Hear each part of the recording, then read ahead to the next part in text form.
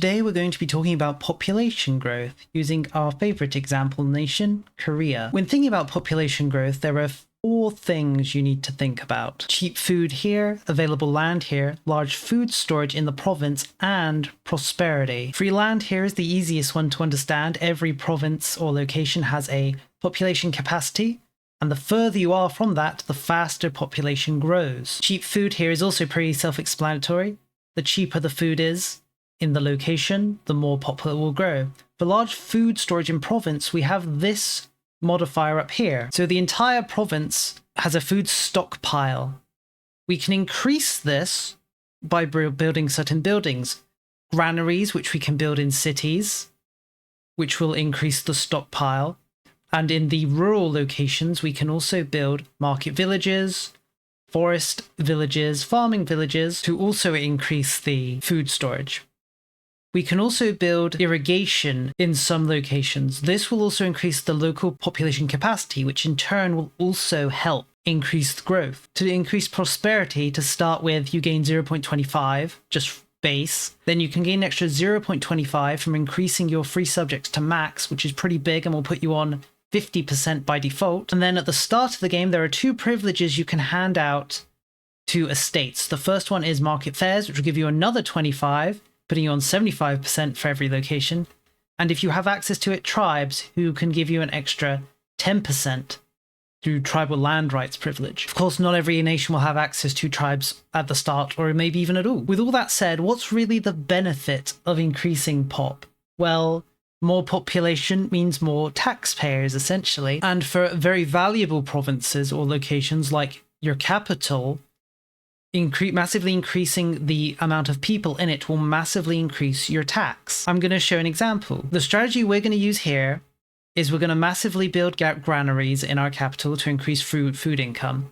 Then we're going to use our cabinet seats, one to encourage migration in the capital, and then with the other one, we are going to expel people from our populated provinces. The way this will work is pop will leave this province where there's a large amount of them, and they will look for a location to go to. And our capital, because of attraction from encouraging migration, will choose this location to flow to. Very simple. The goal is to increase our pop as high as possible so that we can in turn get more pops from pop growth. We're going to avoid expanding or conquering anything. This is just going to be a pure tool playthrough. Now we're going to skip ahead around 100 years in the future to see how things look. Here we are, 100 years in the future. Now let's look at our capital. How many pop are here, do you think? There are 700,000 pop in our capital. Our capital is producing 123 ducats worth of income, of which we're making around 40 ducats, and the rest being sucked up by the estates. We have 40 granaries here, which is increasing the province stockpile to 14,000. This is only leading to a paltry 0.05 pop growth in the province, but that's because there are so many pop here in the capital, and the pop growth from food is based on how much food there is to eat. So even with this 14,000 food, that's only 15 months worth of food for this province because of there's so many people being in our capital. You'll see that we've actually hit our population capacity, and this is where it kind of gets interesting.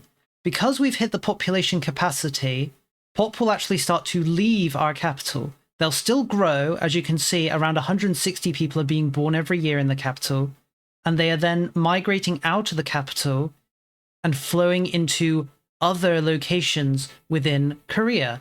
In that way, we're essentially increasing our pop across the country by increasing it in our capital, because our capital is creating pop, and then those pop are leaving. So even though we're at max capacity, we still benefit from increasing pop. And really, we're going to further increase our pop. We're capped at 700,000, but this is really a temporary issue. As the ages go on, we're going to get more ways to increase pop in our cities. For example, development's a good example. For example, development. We're currently at 57 development, which is giving us 143 times to our local population capacity. As this increases, as our development increases, that will further increase the amount of population we can have in the location. You can also see our prosperity here is at 72%, which honestly could be higher once we get free subjects up to max, and we've got a little dissatisfaction in the location for our pops.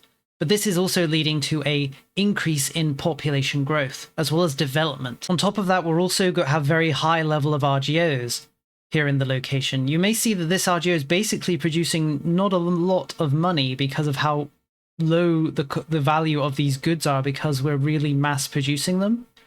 But that in turn massively drives down the cost of food in the location and the entire the market as a whole, which makes pops happy as they're able to buy lots of food and makes them grow because food is cheap. I would go as far as to say that our capital here is one of the most valuable provinces in the world, or locations in the world. It may even be so. We can't see the rest of the world, but we can look at China at least, and we can say there is no location in China with as many population as our capital. And even the ones with high population aren't making as much money as our capital. For example, if we look at the capital of Ming here, they're only making 61 ducats overall, of which the 20 of that is being made is going into the coffers of the kingdom.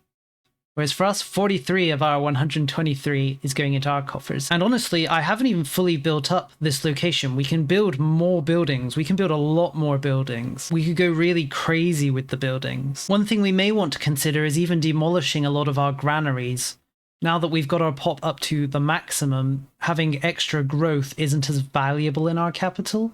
Even though, of course, it's nice because, as I mentioned, they'll grow and spread outwards and therefore increase population across our country. But if we really wanted to make even more money without pop maxing, we could just demolish all of these granaries if we wanted to, and just replace them with more profitable buildings. You can even use this strategy in locations outside of your capital, though of course you'll have to take into account control.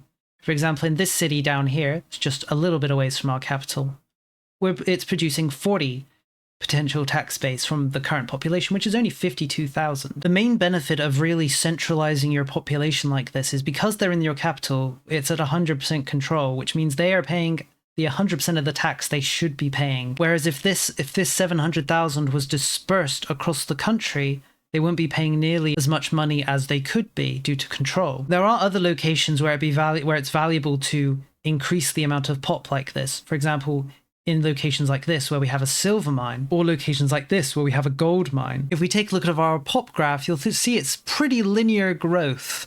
This little dip here was the Black Death. Everything after this was just pure growth with a little dip here and here. Those were due to wars. Ashikaga attacked us a few times. As you can see, our top growth location is our capital with its 150 or so people being born there. But now that we've done our capital, as it were, we can actually start focusing on other locations away from our capital, other cities, like this one here or this one here. We can start massively increasing the pop in these locations using growth and expelling to increase their population as well, which will in turn lead to more pop growth. It may not seem like a lot, but the 150 or so a year will massively increase as we do it per location. There's even a rather gamey stat you can use where if you expel enough pop from a location, you can build these settlements.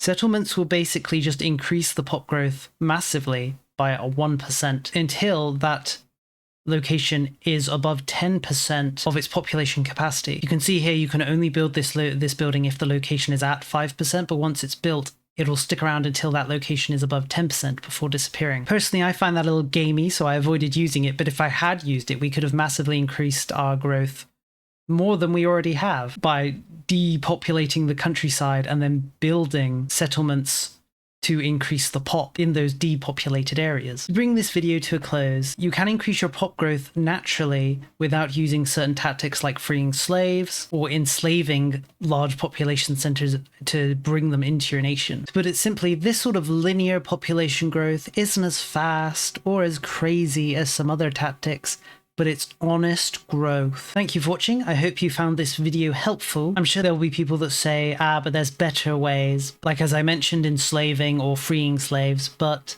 I like this much taller, safer, non-warlike method. It's one thing kidnapping pops, it's another thing to grow them. Either way, this is the end of the video. Thank you for watching, and I'll see you next time.